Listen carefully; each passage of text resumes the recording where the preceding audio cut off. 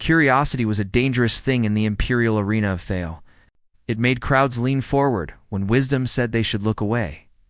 And on the morning the human recruit stepped onto the black sand, curiosity gripped every throat in the Colosseum, because he did not belong there, not with his plain harness. Not with that insignia on his collar. Across from him stood Princess Kalira of the vast dominion, heir to conquered systems, champion of the arena. Tall in silver armor, elegant as a blade, feared enough that poets stopped calling her victories battles and started calling them verdicts. She looked at the human, looked at the recruit badge, and laughed. And when the princess laughed, 70,000 voices followed, because everyone believed they were about to watch a lesson in humiliation. Then the mocking began in earnest.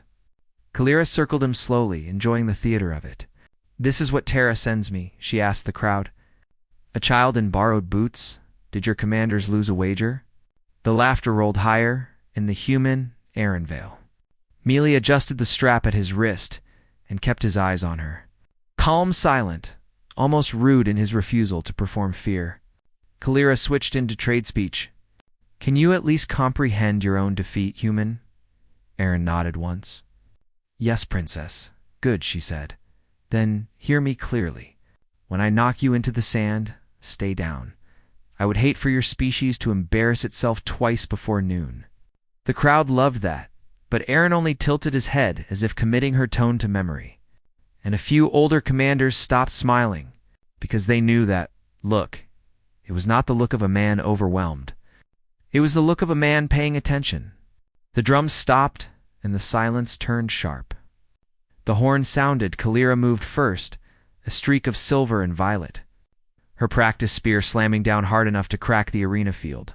But Aaron was already gone. Not through superior speed, just through timing. He slipped inside the strike, let the spear scrape his shoulder guard, and tapped her side with the butt of his training blade. The hit meant nothing. The crowd laughed again. But Aaron had not tried to hurt her. He had tried to learn. Kalira pivoted, spear flashing, and he retreated just enough, ducking, rolling, surviving by margins thinner than breath.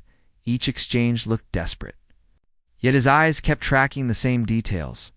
The tiny shift in her shoulders before a feint, the extra weight on her lead foot before a lunge, the proud little pause she took after forcing an opponent backward.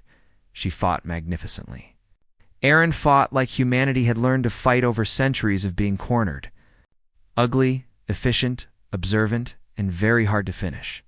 That was when the crowd stopped laughing. Kalira pressed harder, offended now. Her spear became a storm, sparks flew, sand burned. Aaron took a cut across the thigh and a burn along his ribs. Blood darkened his collar, but still he kept measuring. Because humans had never survived by matching monsters blow for blow, they survived by finding the flaw inside certainty. And at last he saw it, her favorite finishing sequence. Left feint high, he'll pivot.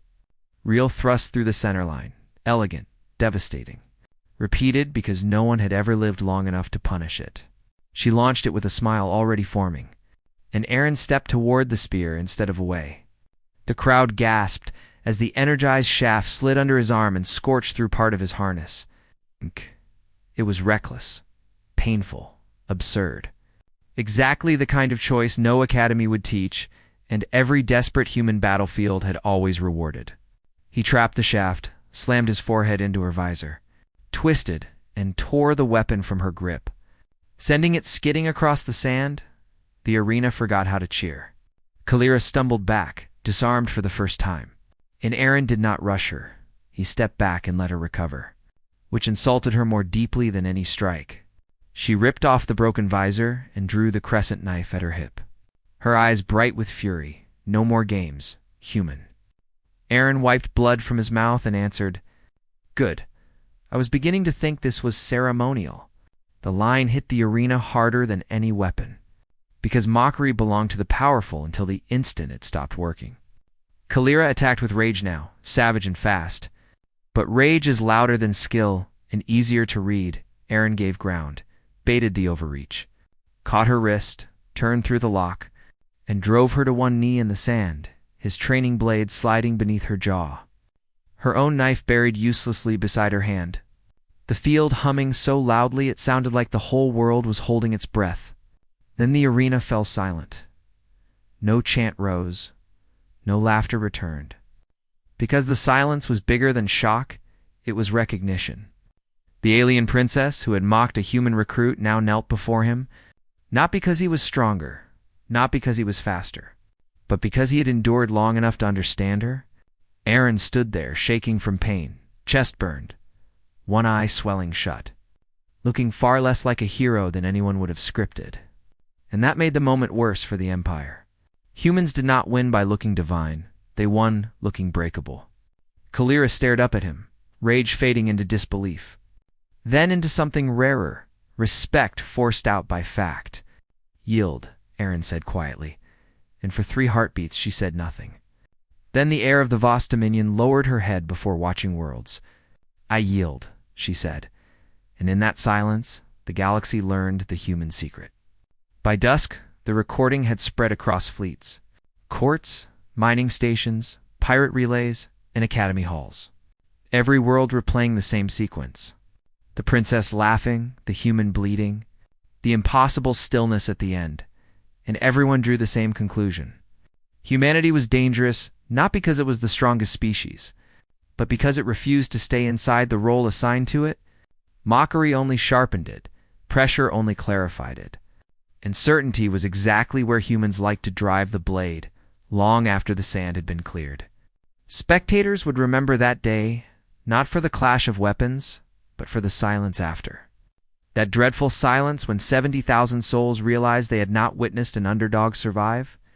They had witnessed a warning. Never laugh at a human who is still studying you.